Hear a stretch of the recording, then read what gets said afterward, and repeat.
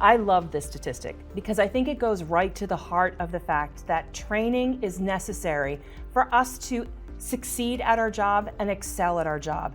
It's not enough to learn a skill and then coast on it through the duration of your career. Those days are long gone. Perhaps in past generations that was something that was possible, but it's just not now. With the advent of artificial intelligence, our digitization of our workforces, these particular tools that we use all the time as part of our work are constantly getting updated, upgraded, changed, replaced, and as a result, our skills also need to be updated and upskilled and replaced.